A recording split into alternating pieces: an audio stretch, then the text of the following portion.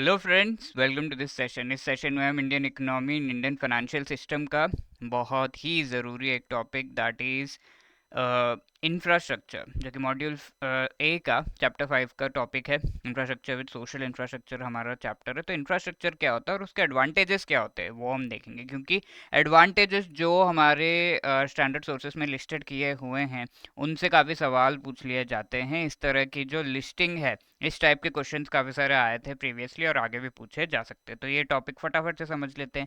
मैं आपको बता दूं कि ये फ्री ऑनलाइन क्लासेस हमारे फाउंडेशन सीरीज़ की चल रही हैं, totally completely free on YouTube. ठीक है, 7 बजे आपको ये सेशंस प्रोवाइड कर दिए जाते हैं। इसका जो टाइम टेबल आप आपके स्क्रीन के सामने देख पा रहे हो, तो पीपीबी, एएफएम, आईईआईएफएस, ये 3 सब्जेक्ट्स मेघा मैम, निशान सर एंड मी, हम तीनों पढ़ा रहे हैं। जिसकी साइकिल इस तरीके से Monday, Tuesday, Wednesday, Thursday, Friday, Saturday, 6 दिन आपको ये प्रोवाइड हो रहा है। राइट, तो ये सारा आपका सारे चैप्टर्स हैं जिनको आप प्रिपेयर करके आ सकते हो, या फिर यहाँ पर आकर प्रिपेयर भी कर सकते हो, क्योंकि हम बहुत अच्छे तरीके से आपको उस टॉपिक को कराते हैं एंड 2 से 3 एमसीक्यूज कराते हैं, ताकि आपको एक आइडिया लग जाए कि एग्जाम में किस तरीके का सवाल पूछा जा सकता है इस टॉपिक से। ठीक है, सबसे पहले हम इंफ्रास्ट्रक्चर यहाँ पर उसको समझने की कोशिश करेंगे एंड देन उसके एडवांटेजेस भी समझने हैं। तो इंफ्रास्ट्रक्चर एक्चुअली क्या है? तो जैसे कि हमारी ह्यूमन बॉडी का सबसे ज़रूरी, एक हम कह सकते हैं कि बैकबोन जो है वो सबसे ज़्यादा ज़रूरी हिस्सा है। बैकबोन के बिना हमारी पूरी बॉडी किसी भी तरीके से सपोर्टेड नहीं रहेगी। हमारे अपर ऑर्गन्स कह लो, नीचे के जो ऑर्गन्स है वो कह लो, कुछ भी सपोर्टेड नहीं रहेगा। तो पूरा स्केलेटल सिस्टम और उसका सबसे इम्पॉर्टेंट पार्ट है बैकबोन। तो इसी तरीके से इंफ्रास्ट्रक्चर एक्चुअली हमारी इकोनॉमी का बैकबोन बनता है, और ये एनालॉजी जो है दी गई है अबाउट द इंफ्रास्ट्रक्चर। ठीक है, तो जिस तरीके से हमारे बॉडी का बैकबोन सबसे ज़रूरी पार्ट है, उसी पर वो एक नींव है जिसके ऊपर सारी चीज़ें खड़ी हैं। तो इसी तरीके से हमारी इकोनॉमी का बैकबोन क्या है? इंफ्रास्ट्रक्चर। ठीक है, इसी के साथ साथ हम ये भी कह सकते हैं कि इंफ्रास्ट्रक्चर दरअसल फाउंडेशन है हमारे इकोनॉमिक डेवलपमेंट का। अगर इंफ्रास्ट्रक्चर नहीं होगा, इकोनॉमिक डेवलपमेंट एक थोड़ा सा कॉम्प्लिकेटेड टर्म है, तो इसे हमें समझना होगा। और ये चीज़ें हम पहले समझ चुके हैं, लेकिन फिर भी। तो इकोनॉमिक डेवलपमेंट के क्या पहलू हैं? सबसे पहली बात तो इकोनॉमिक ग्रोथ होना चाहिए। इकोनॉमिक ग्रोथ क्या है? हमारी जीडीपी में हमें ग्रोथ दिखना चाहिए, और जीडीपी में ग्रोथ होने के साथ साथ ये ग्रोथ डिस्ट्रीब्यूट होना चाहिए, यानी कि जो रिच है, जो पुअर है, सभी को इसके जो बेनिफिट्स है वो प्रोवाइड हो पाए। तो इसके लिए सही इंफ्रास्ट्रक्चर बहुत ही इंपॉर्टेंट रोल प्ले करता है। इसका क्या मतलब है? यहाँ इंफ्रास्ट्रक्चर से मेरा क्या मतलब है? तो फॉर एग्जांपल, रोड सही नहीं है किसी एक एरिया में, अगर रोड सही नहीं है तो लोग ट्रैवल नहीं कर पाएंगे, वो एम्प्लॉय नहीं हो पाएंगे, एक जगह से दूसरी जगह सामान नहीं जा पाएगा। तो ऐसे में जो इकोनॉमिक ग्रोथ है वो नहीं होगी। जब इकोनॉमिक ग्रोथ ही नहीं होगी तो डेवलपमेंट कहाँ से होगी? ठीक है, तो इस वजह से it is a foundation of economic growth. और इसके साथ साथ इकोनॉमिक ग्रोथ में जो सारे फैक्टर्स हैं, प्रोडक्शन के फैक्टर्स हैं। तो जीडीपी कैसे होगा? Gross domestic product. प्रोडक्ट का मतलब क्या है? प्रोडक्शन। तो प्रोडक्शन के जो फैक्टर्स है, कैपिटल हो गया, एंटरप्रेन्योरशिप हो गया, लैंड लेबर हो गया, इन सभी के को सपोर्ट करने के लिए इन सभी का फाउंडेशन क्या है? इंफ्रास्ट्रक्चर। राइट, और यहाँ से इन चीज़ों से आउटपुट सही निकालना है, तो that will happen by the help of infrastructure only. Capital हम कह सकते हैं, पैसा जो है रिक्वायर्ड होता है, एंटरप्रेन्योरशिप तो रिक्वायर्ड ही है, लेकिन लैंड लेबर और उसके साथ में जो पूरा एक फैक्ट्री है लेट्स से, तो उसके अंदर जो इंफ्रास्ट्रक्चर है, उसके अंदर जो भी चीज़ें यूज़ हो रही हैं वो सब इंफ्रास्ट्रक्चर का पार्ट बनते हैं। तो इस वजह से it is the backbone of the economy, it is the foundation of economic development. ठीक है, तो ये इंफ्रास्ट्रक्चर है। इंफ्रास्ट्रक्चर के मेन फीचर्स है वो हम समझ चुके हैं कि इंफ्रास्ट्रक्चर क्या है। अब रोल क्या है इंफ्रास्ट्रक्चर का, वो भी समझना बहुत ज़्यादा ज़रूरी है। तो infrastructure not just direct role play करता है इकोनॉमिक डेवलपमेंट में, रोल प्ले करता है ये हम कह रहे हैं, तो डायरेक्ट रोल के साथ साथ इनडायरेक्ट रोल भी प्ले करता है। डायरेक्ट रोल यानी कि फॉर एग्जांपल ये फैक्ट्री है, यहाँ पर आप देख रहे हो, तो ये फैक्ट्री खुद एक इंफ्रास्ट्रक्चर का पार्ट है। इंफ्रास्ट्रक्चर यानी कि बिल्डिंग हो गया, यहाँ पर जो सारे व्हीकल हैं, ये सारे के सारे एसेंशियली पार्ट बन जाते हैं ऑफ दिस स्पेसिफिक इंफ्रास्ट्रक्चर।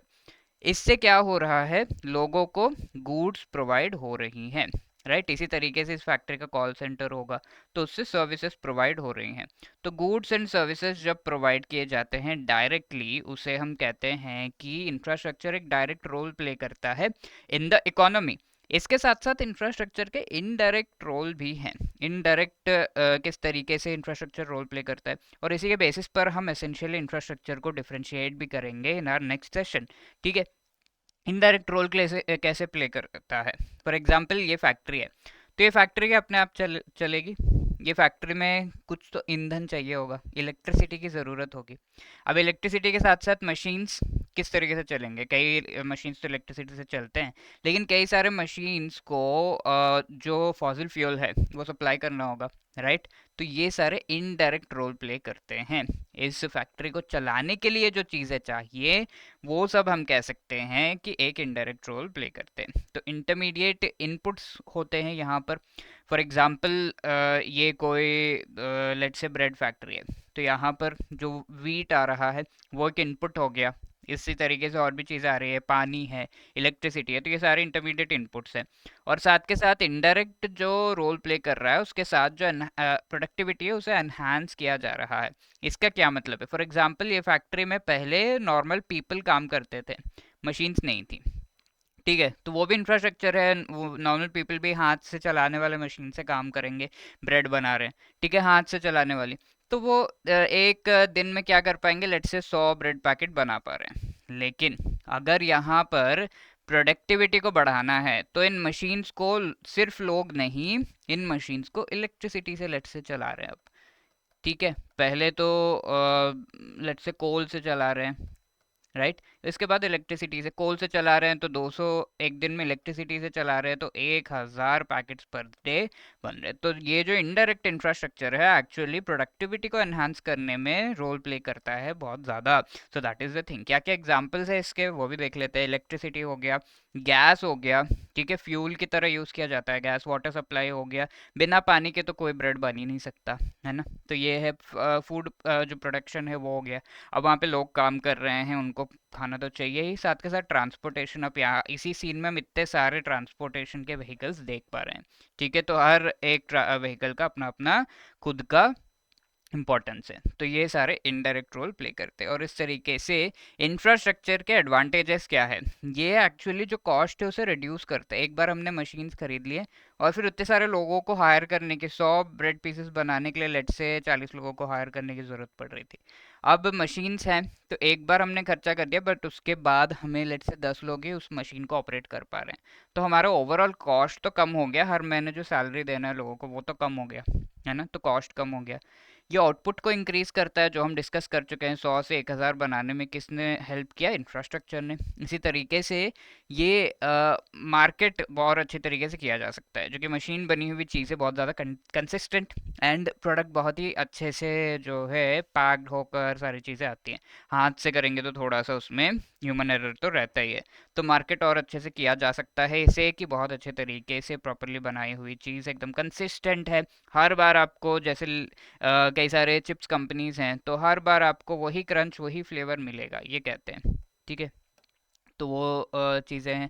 तो इस तरीके से इनको अच्छे से मार्केट किया जा सकता है। अब बताओ, चिप्स को बैठ के हाथ से बना रहे हो तो कितना कंसिस्टेंसी तो रहेगी नहीं। और ये यूनिट कॉस्ट को मेंटेन करने में हेल्प करता है। अब ये कॉस्ट को भी कम करता है लोगों के लिए। हमारा कॉस्ट जब हमने प्रोडक्शन किया तो हमारा कॉस्ट कम लगा, तो लोगों के लिए जब हम बेच रहे हैं तो उसका वो कॉस्ट भी कम लगता है, राइट। तो कॉस्ट को भी ये कम किया जा सकता है। तो इस वजह से यूनिट कॉस्ट को यहाँ पर मेंटेन किया जा रहा है। चिप्स पैकेट लेट से जब हाथ से बना रहे हैं तो सम 50 रुपीज़ पर पैकेट, पर इससे अगर मशीन से बनाया जा रहा है तो उसका कॉस्ट कम किया जा सकता है, लेट से 30 रुपीज़ हो गया। ठीक है, तो ये यूनिट कॉस्ट को भी कम करता है। तो these are the most important advantages. अब हम देखते हैं which among the following represents the role of infrastructure in an economy. It helps in providing intermediate inputs, it reduces cost of production necessary for carrying out the activities in the economy. तो तीनों ही चीज़ें यहाँ पर absolutely correct है। ठीक है, तो D is the right answer. अब नेक्स्ट क्वेश्चन आपके लिए होमवर्क है, which among the following statement is और correct with respect to infrastructure in an economy. Infrastructure acts as the backbone of the economy. Infrastructure acts as the basis of production in an economy. It helps in maintaining unit cost. तो तीनों ही चीज़ें यहाँ पर absolutely सही है या नहीं वो आपको बताना है because this is a homework. और इसका आंसर आप बता सकते हो in the comment section. Please try to answer these questions. हम ये चीज़ें पढ़ चुके हैं ड्यूरिंग द सेशन और इन क्वेश्चन को आंसर करने के साथ साथ आपको एक अकाउंटेबिलिटी भी आपकी बनती है, right? I am waiting for your answers and feedback. Thank you so much. If you have any other queries इस नंबर पर आप कॉल कर सकते हो या फिर you can drop a mail at hello@edutap.co.in। All the best.